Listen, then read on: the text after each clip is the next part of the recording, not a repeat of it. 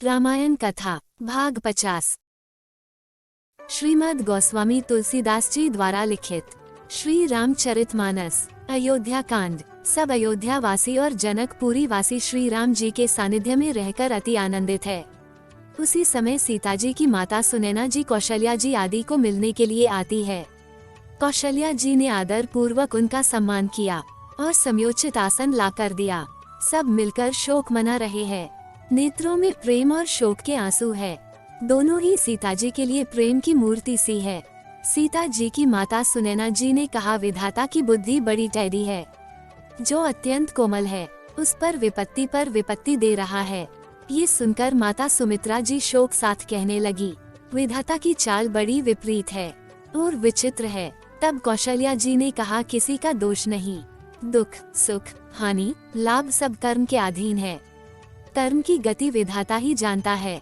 तब सीता जी की माता ने कहा, आपका कथन सत्य है।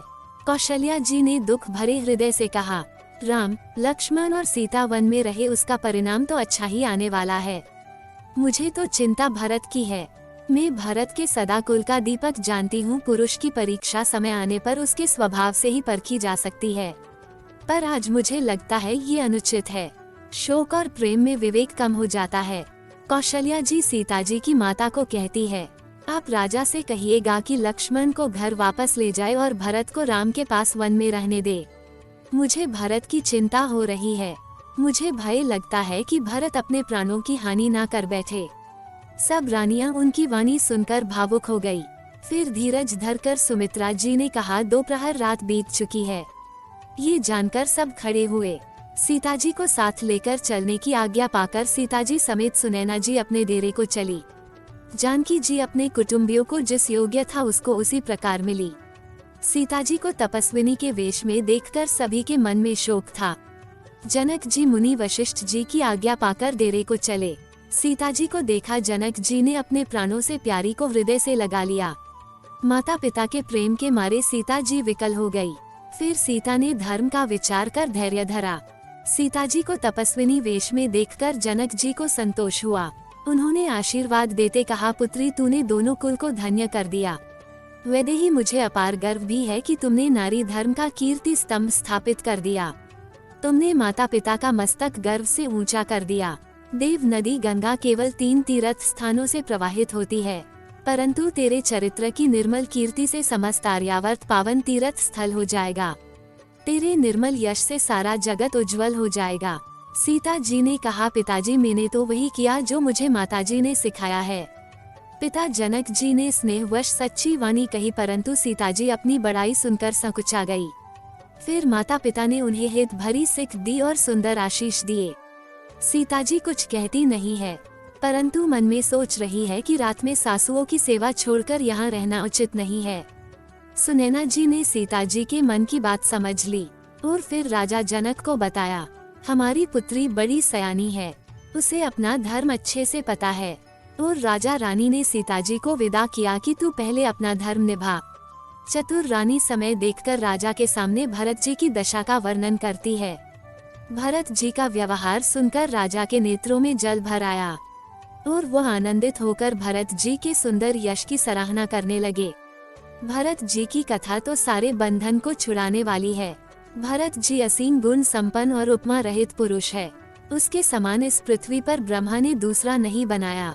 लक्ष्मण लौट जाए और भरत जी वन में रहे, इसी में सभी का भला है और यही सबकी इच्छा भी। परंतु श्री राम जी और भरत जी का प्रेम और एक दूसरे पर विश्वास हमारी बुद्धि से परे है। श्री राम जी के चरणों के प्रेम के लिए भरत जी समस्त सृष्टि के सुख भी त्याग दे। रानी भरत प्रेम की सीमा है तो राम धर्म कर्म की मर्यादा। राज्य की लालसा के लिए तो युद्ध होते हैं और होते रहेंगे, परंतु त्याग और प्रेम का ये अनोखा युद्ध मानवता और महानता का प्रतीक है, जिसे देवता भी अवाक होकर देख रहे होंगे।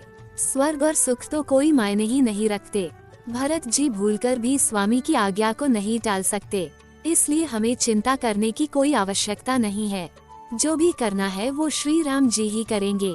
श्री राम जी और भरत के गुणों की प्रेम पूर्वक गणना करने में राजा रानी की रात पलक के समान बीत गई। प्रातःकाल दोनों राज समाज जागे और नहा धोकर देवताओं की पूजा करने लगे।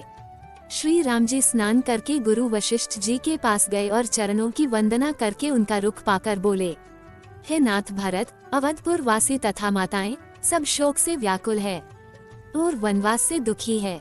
मिथिलापति राजा जनक जी को भी समाज सहित कलश सहते बहुत दिन हो गए, इसलिए है नाथ जो उचित हो वही कीजिए, आपके ही हाथ सभी का हित है। ये सुनकर गुरु वशिष्ठ जी पुलकित होकर बोले, हे राम, तुम्हारे बिना संसार के समस्त सुख दोनों समाज के लिए नर्क के समान है। तुम्हें छोड़कर कोई घर जाने को राजी नहीं, सबको श्री राम जी के चरण कमलों में ही रहना है, यही सच्चा सुख है, बाकी जगत मिथ्या है। हे तात राम, मेरा मत तो यही है कि तुम जैसी आज्ञा दो वैसा ही सब करे। ये सुनकर दोनों हाथ जोड़कर राम जी सत्य, सरल और कोमल वाणी से बोले, आपके और महाराज जनक जी के होते मेरा कुछ कहना छोटे मुख बड़ी बात होगी। आपकी और महाराज की जो आज्ञा होगी मैं आपकी शपथ लेकर कहता हूँ, जो आप कहेंगे मैं वही करूँगा। आगे की कथा अगले भाग में। जय श्री राम। दोस्तों, हमने भगवान श्री राम की लीलाओं को सरल भाषा में समझाने की एक तुच्छ कोशिश की है। आपको हमारी कोशिश अच्छी लगी हो तो वीडियो को लाइक कीजिए और चैनल को सब्सक्राइब कीजिए। कमेंट में जय श्री राम लिखिए।